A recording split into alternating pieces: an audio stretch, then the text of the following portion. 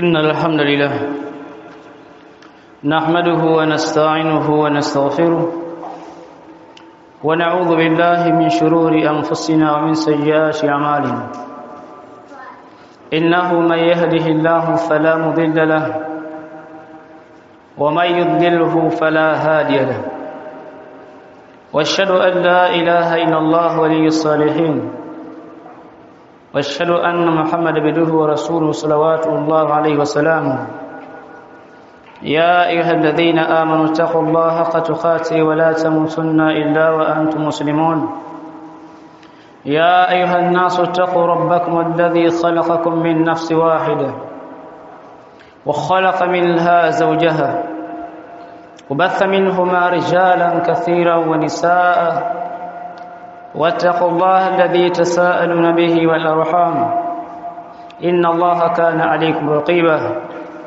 يا أيها الذين آمنوا اتقوا الله وقولوا قولا سديدا يصلح لكم أعمالكم ويغفر لكم ذنوبكم ومن يطع الله ورسوله فقد فاز فوزا عظيما أما بعد فإن أصدق الحديث كتاب الله وخير الهدى هدى محمد صلى الله عليه وسلم وشر الأمور محدثاتها فإن كل محدثة بدعة وكل بدعة ضلالة كل ضلالة في النار يا أيها الناس عباد الله أوصيكم بتقوى الله سبحانه فإنه فقد فاز المتقون يا أيها الناس عباد الله فاعلموا رحمكم الله تعالى أن الله تعالى قد فرض علينا الشهر المبارك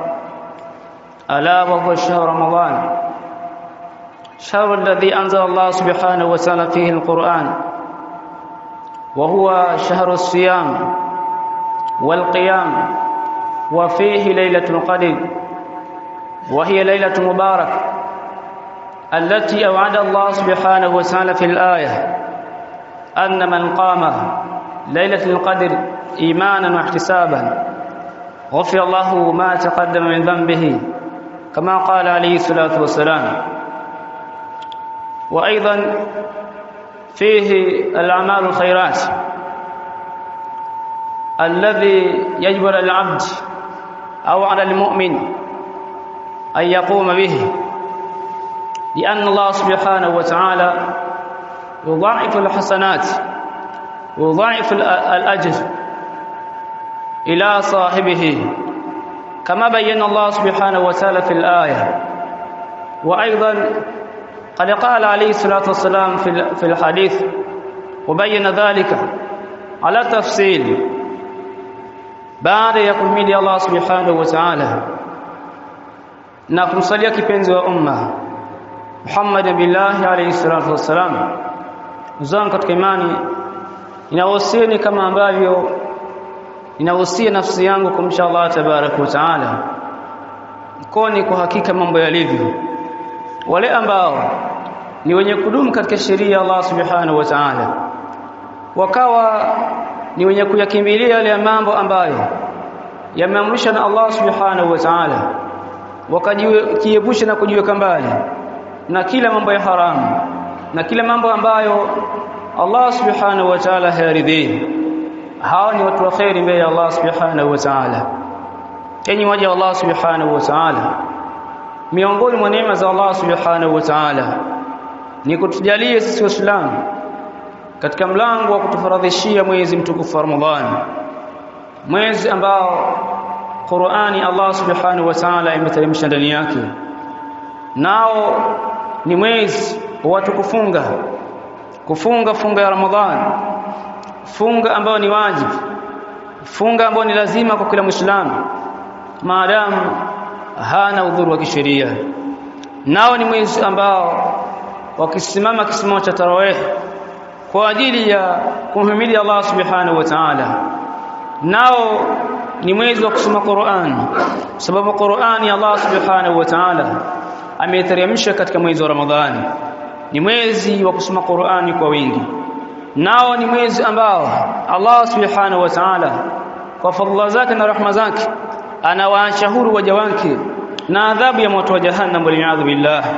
Nao ni mwezi ambao Allah subhanahu wa ta'ala huwasamehe waja wake madhambi ikiwa taelekea kwa dhati kwa Mola wao kwa ajili ya kutafuta maghfira ya Allah subhanahu wa ta'ala.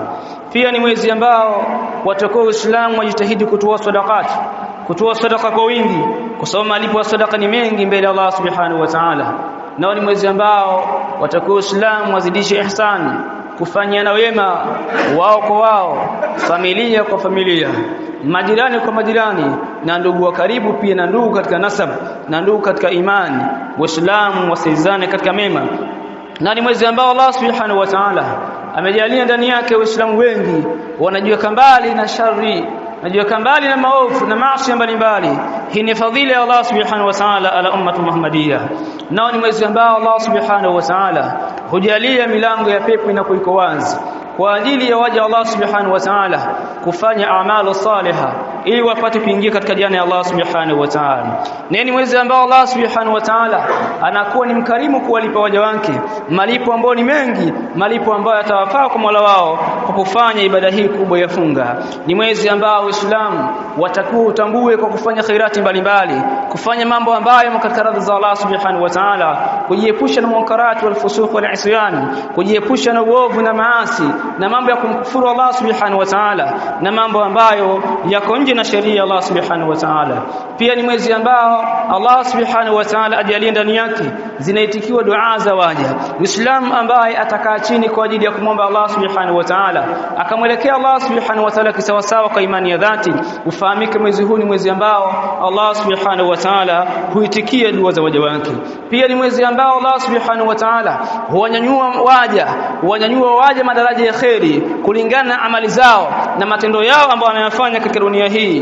Pia ni mwezi ambao Allah subhanahu wa ta'ala amejalia funga ambayo inafungwa ndani yake ni moja ya nguzo za Uislamu. Guzangu katika imani, funga hii mtume wetu alayhi salatu wasalam ndiyo ambaye alifunga, pia akaja kuamrisha watu wafunge kwa amri ya Allah subhanahu wa ta'ala.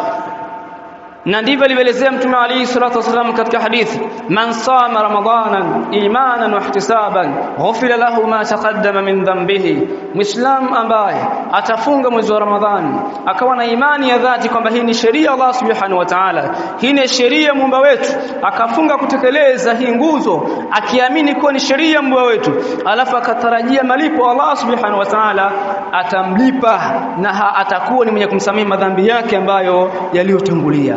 Ni mwezi ambao Allah subhanahu wa ta'ala amejalia ndani yake kuna usiku wa Lailatul Qadr.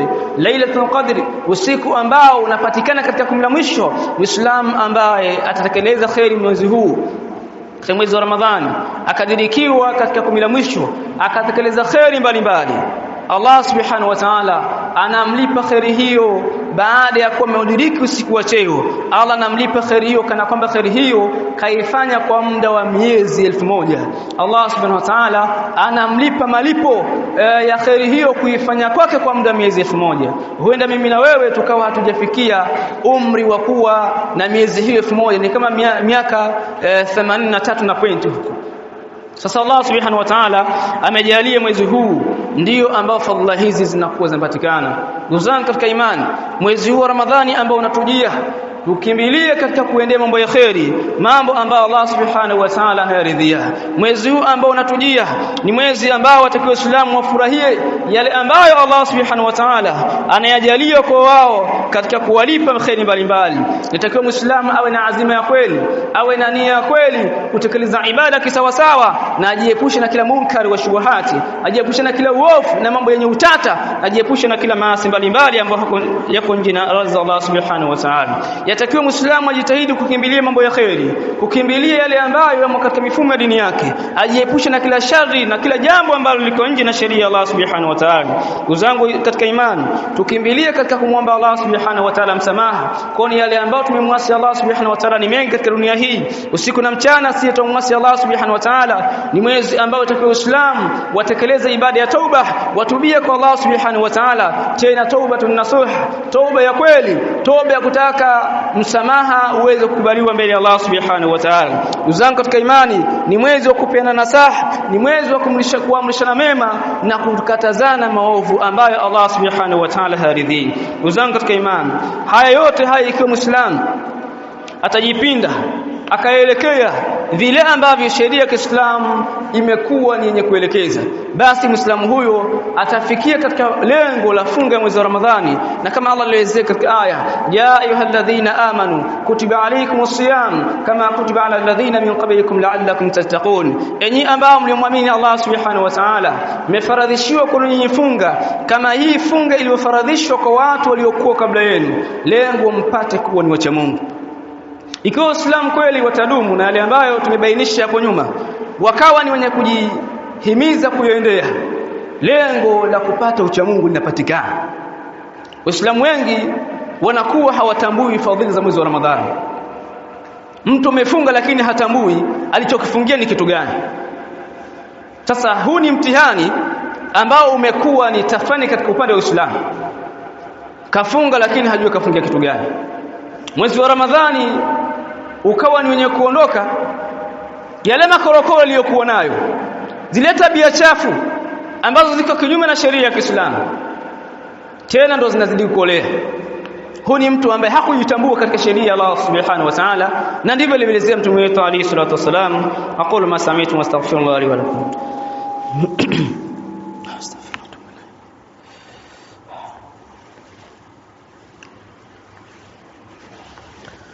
Alhamdulillah wassalatu wassalamu ala man la nabiyya ba'da Muhammad billahi wa ala alihi wa sahbihi amma ba'd.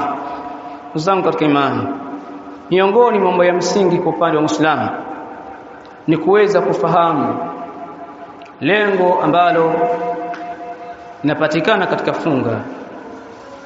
Waislamu wengi wamekuwa ni watu ambao ni wazembe katika kusoma dini yao, pia wamekuwa ni watu ambao ni wazembe kufuatilia mambo ambayo yana muhimu katika akhira yao, ima mambo ambayo yanakuwa na maslahi katika dunia yao, mambo ambayo yanakuwa na maslahi katika dunia yao. Mtu anakuwa yuko radhi kuvunja mambo yake yote kwa ajili ya kulifuatilia jambo hilo, lakini liwe na maslahi katika dunia yao. Lakini mambo ambayo yana maslahi katika akhira yake, Waislamu wengi wamekuwa ni wenye kuzembea na ni wenye kujiweka mbali na hii ibada. Ndugu zangu katika imani, ilipozoeleka katika jamii nyingi ya Kiislamu, Waislamu au baadhi ya Waislamu wanaona kwamba funga ya mwezi wa Ramadhani maana yake baada ya kula daku ni kutokula chochote na kutokunywa maji, basi yale yaliyobakia basi hamna shida.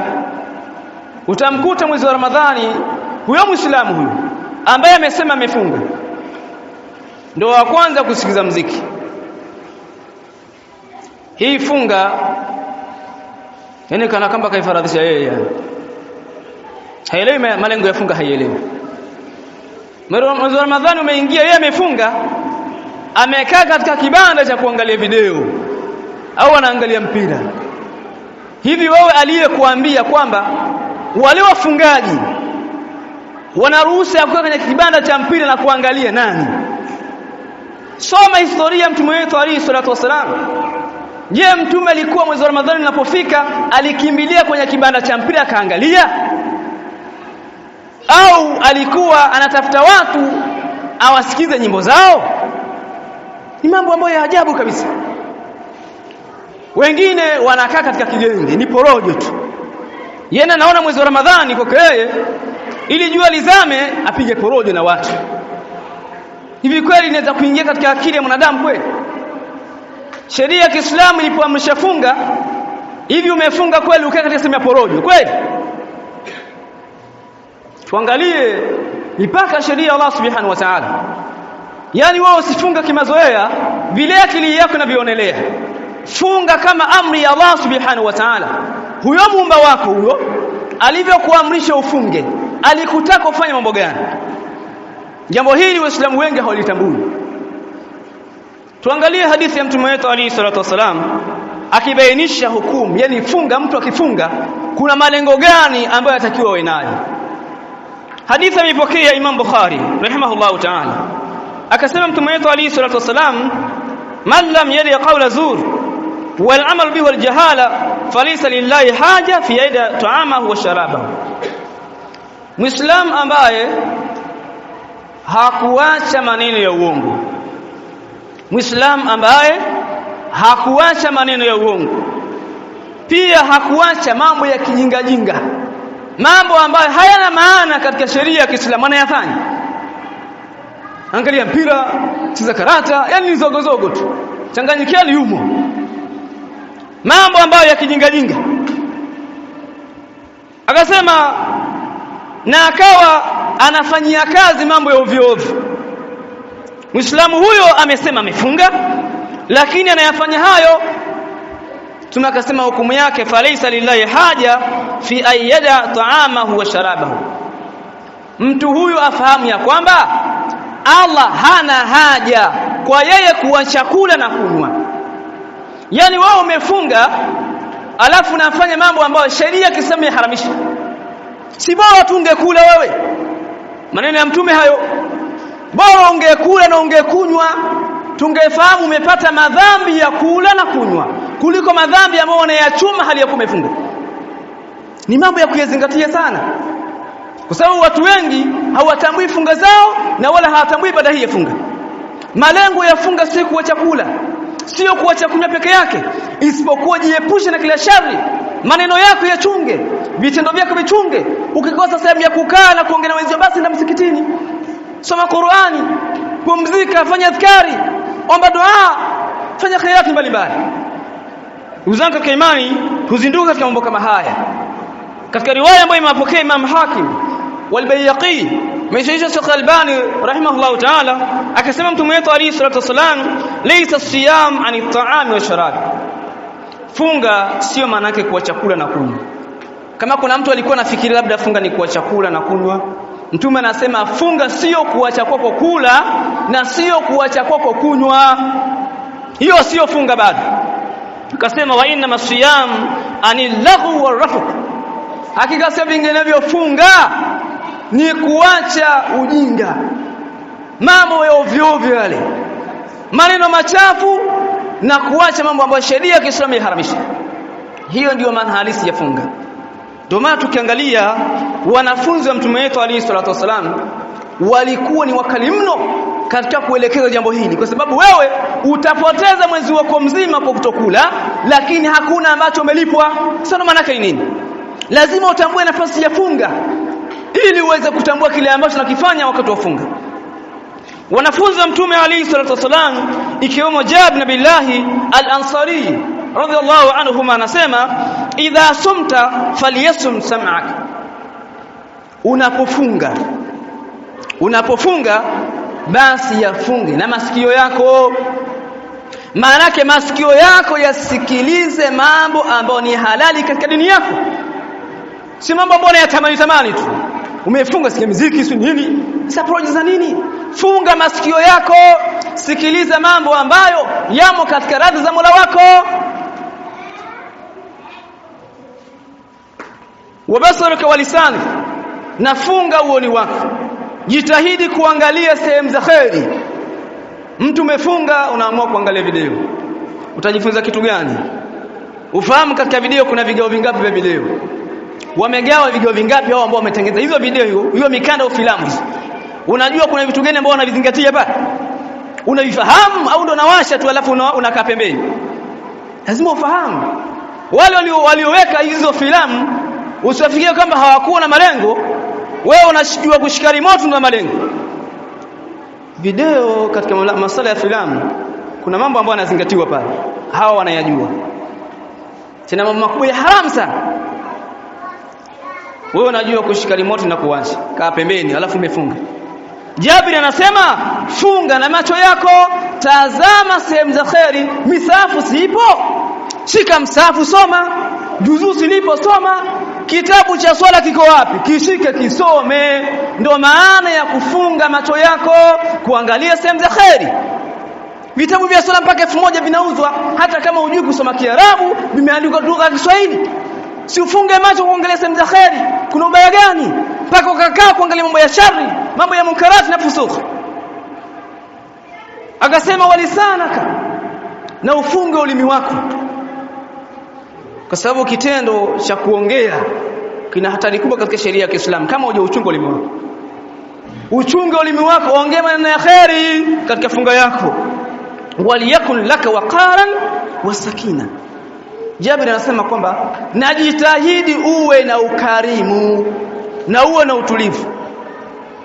Wala taj'al yawma sumik wa yawma fitrika sawa, na wala usijalie siku uliyofunga na siku ambayo hujafunga ni sawa sawa. Na hawa ndo wengi hapa. Ramadhani imeingia, yani kabla Ramadhani alikuwa hivyo hivyo, na Ramadhani ilipoingia bado yuko yule yule. Hii ni hatari.